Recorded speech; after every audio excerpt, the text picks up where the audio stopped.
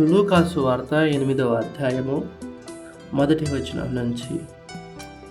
వెంటనే ఆయన దేవుని రాజ్య సువార్తను తెలుపుచు ప్రకటించుచు ప్రతి పట్టణములోను ప్రతి గ్రామములోను సంచారము చేయుచుండగా 12 మంది శిష్యులను, అపవిత్రాత్మలను, వ్యాధులను పోగొట్టబడిన కొందరు స్త్రీలను, అనగా 7 దయ్యములు వదిలిపోయిన మగ్ధలేనే అనబడిన మరియయు, హేరోదు యొక్క గృహ నిర్వాహకుడగు కూజాబాయగు యోహన్నయు, సుసన్నయు ఆయనతో కూడా ఉండరి. వీరును ఇతరులు అనేకులను తమకు కలిగిన ఆశతో వారికి ఉపచారం చేయుచూ వచ్చింది. బహుజన సమూహము కూడి ప్రతి పట్టణము నుండి ఆయన యొద్దకు వచ్చుచుండగా ఆయన ఉపమాన రీతిగా ఇట్లనెను: విత్తువాడు తన విత్తనములు విత్తుటకు బయలుదేరెను. అతడు విత్తుచుండగా కొన్ని విత్తనములు త్రోవ పక్కను పడి త్రొక్కబడెను గనుక ఆకాశ పక్షులు వాటిని మింగివేసెను. మరికొన్ని రాతి నేలను పడి మొలిచి చెమ్మలేనందున ఎండిపోయెను. మరికొన్ని ముండ్ల పొదల నడుప పడెను. ముండ్ల పొదలు వాటితో మొలిచి వాటిని అణిచివేసెను. మరికొన్ని మంచి నేలను పడెను. అవి మొలిచి నూరంతలుగా ఫలించెను. ఈ మాటలు పలుకుచు వినుటకు చెవులు గలవాడు వినుగాక అని బిగ్గరగా చెప్పాను. ఆయన శిష్యులు ఈ ఉపమాన భావమేమిటని ఆయన అడగగా, ఆయన దేవుని రాజ్య మర్మములు ఎరుగుట మీకు అనుగ్రహించబడి ఉన్నది. ఇతరులైతే చూచి చూడకయు వినియు గ్రహింపకయు ఉండునట్లు వారికి ఉపమాన రీతిగా బోధింపబడుచున్నది. ఈ ఉపమాన భావమేమనగా, విత్తనము దేవుని వాక్యము. త్రోవ పక్క నుండి వారు వినువారు కానీ నమ్మి రక్షణ పొందకుండానట్లు అపవాది వచ్చి వారి హృదయంలో నుండి వాక్యం ఎత్తుకొని పోవును. రాతి నేల నుండి వారెవరనగా, వినినప్పుడు వాక్యమును సంతోషముగా అంగీకరించువారు కానీ వారికి వేరు లేనందున కొంచెం కాలము నమ్మి శోధన కాలమున తొలగిపోవుదురు. ముండ్ల పొదలలో పడిన విత్తనములు పోలిన వారెవరనగా, విని కాలము గడిచిన కొలది ఈ జీవ సంబంధమైన విచారముల చేతను ధనభోగముల చేతను అణిచివేయబడి పరిపక్వంగా ఫలింపని వారు. మంచి నేల నుండి విత్తనమును పోలిన వారెవరనగా, యోగ్యమైన మంచి మనసుతో వాక్యము విని దానిని అవలంబించి ఓపికతో ఫలించువారు. ఎవడును దీపము ముట్టించి పాత్రతో కప్పివేయడు, మంచం కింద పెట్టడు, కానీ లోపలికి వచ్చువారికి వెలుగు అగపడవల్లని దీపస్తంభం మీద దానిని పెట్టును. తేటపరచబడని రహస్యం ఏదీ లేదు, తెలియజేయబడకయు బయలుపడకయు నుండి మరుగైనది ఏదీ లేదు. కలిగిన వానికి ఇయ్యబడును, లేని వాని యొద్ద నుండి తనకు కలదని అనుకోనున్నది కూడా తీసివేయబడును. కనుక మీరేలాగ వినుచున్నారో చూచుకునుడని చెప్పాను. ఆయన తల్లియు సహోదరులను ఆయన ఎద్దకు వచ్చి జనులు గుంపుగా ఉండుట చేత ఆయన దగ్గరకు రాలేకపోయేది. అప్పుడు నీ తల్లియు నీ సహోదరులను నిన్ను చూడగోరి వెలుపల నిలిచి ఉన్నారని ఎవరో ఆయనకు తెలియజేసేది. అందుకు ఆయన, దేవుని వాక్యం పోయి దాని ప్రకారము జరిగించు, వీరే నా తల్లియు నా సహోదరులని వారితో చెప్పాను. మరి ఒకనాడు ఆయన తన శిష్యులతో కూడా ఒక దోణి ఎక్కి సరస్సు అద్దరికి పోతామని వారితో చెప్పగా, వారు ఆ దోణిని త్రోసి బయలుదేరి వారు వెళ్ళుచుండగా ఆయన నిద్రించెను. అంతలో గాలివాన సరస్సు మీదకి వచ్చి దోణె నీళ్లతో నిండినందున వారు అపాయకరమైన స్థితిలో ఉంటారు. కనుక ఆయన ఎద్దకు వచ్చి, ప్రభువా ప్రభువా, నశించుపోచున్నామని చెప్పి ఆయనను లేపిరి. ఆయన లేచి గాలిని నీటి పొంగును గద్దింపగానే అవి అణిగి నిమ్మలమాయెను. అప్పుడు ఆయన, మీ విశ్వాసం ఎక్కడా అని వారితో అనెను. అయితే వారు భయపడి, ఈయన గాలిని నీళ్లకు ఆజ్ఞాపింపగా అవి లోబడుచున్నవే, ఈయన ఎవరో అని ఒకరితో ఒకడు చెప్పుకొని ఆశ్చర్యపడింది. వారు గలిలయకు ఎదురుగా ఉండు గెరసినీయుల దేశమునకు వచ్చేరి. ఆయన ఒడ్డున దిగినప్పుడు ఆ ఊరి వాడకుడు ఆయనకు ఎదురుగా వచ్చెను. వాడు దయ్యములు పట్టిన వాడై బహుకాలం నుండి బట్టలు కట్టుకొనక సమాధులలోనే గాని ఇంటిలో ఉండువాడు కాడు.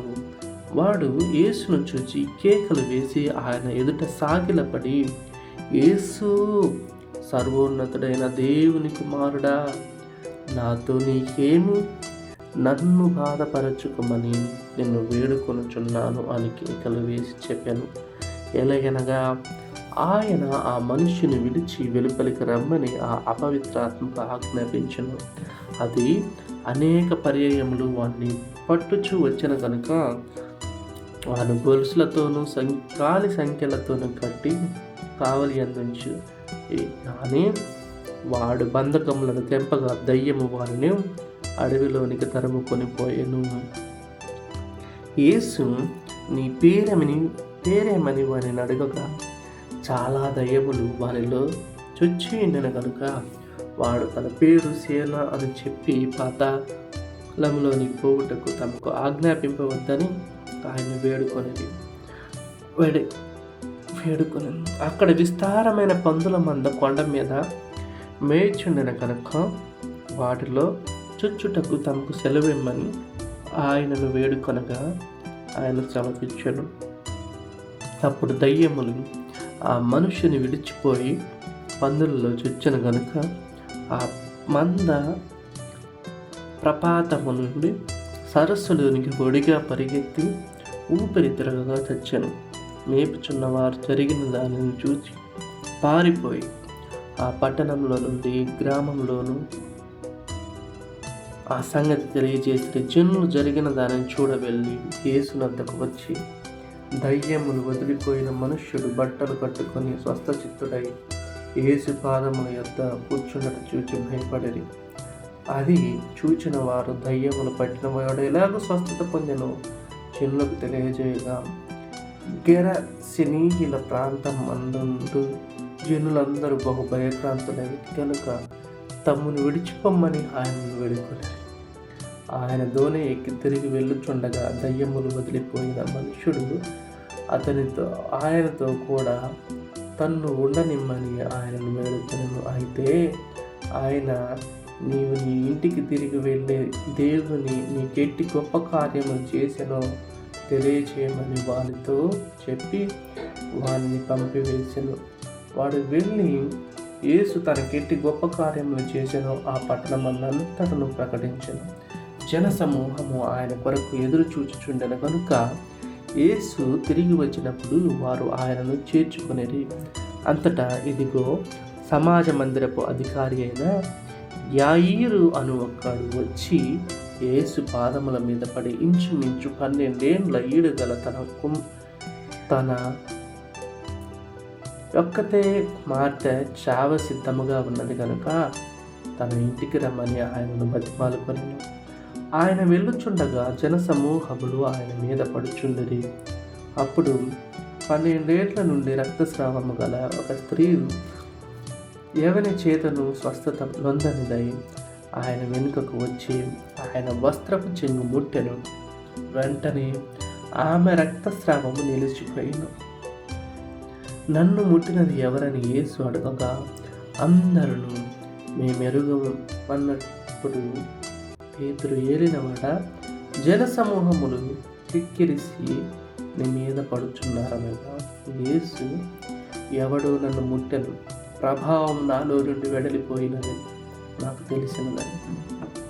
తాను మరిగా ఎండలేదని ఆ స్త్రీ చూచి వణుకుచూ వచ్చి ఆయన ఎదుట సాగిలపడి తాను ఎందు నిమిత్తము ఆయనను ముట్టిన వెంటనే తాను ఎలాగూ స్వస్థత పడను ఆ సంగతి ప్రజలందరూ ఎదుట తెలియచెప్పారు.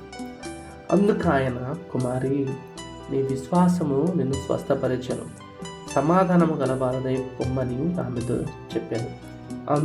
ఆయన ఇంకనూ మాట్లాడుచుండగా సమాజ మందిరపు అధికారి ఇంటి నుండి అక్కడ వచ్చి, నీ కుమార్తె చనిపోయినదని బోధకుని శ్రమ పెట్టవద్దని ఆయనతో చెప్పాను. యేసు ఆ మాట విని, భయపడవద్దు, నమ్మిక మాత్రం ఉంచుము, ఆమె స్వస్థపరచబడునని ఆమెతో చెప్పి ఇంటికి వచ్చినప్పుడు పేతురు యోహాను యాకోబు అను వారికి లోపలికి రానియలేదు. అందరూ ఆమె నిమిత్తమే ఏడ్చుచు రొమ్ము కొట్టుకొనుచుండగా ఆయన వారితో, ఏడవవద్దు, ఆమె నిద్రించుచున్నదే కానీ చనిపోలేదని చెప్పెను. ఆమె చనిపోయినని వారెరిగి ఆయనను అపహసించిరి. అయితే ఆయన ఆమె చెయ్యి పట్టుకొని, చిన్నదాన లెమ్మని చెప్పగా ఆమె ప్రాణము తిరిగి వచ్చిన కనుక వెంటనే ఆమె లేచెను. అప్పుడు ఆయన ఆమెకు భోజనము పెట్టుడని ఆజ్ఞాపించను.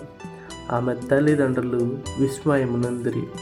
అంతటా ఆయన జరిగినది ఎవరితో చెప్పవద్దని వారికి ఆజ్ఞాపించారు.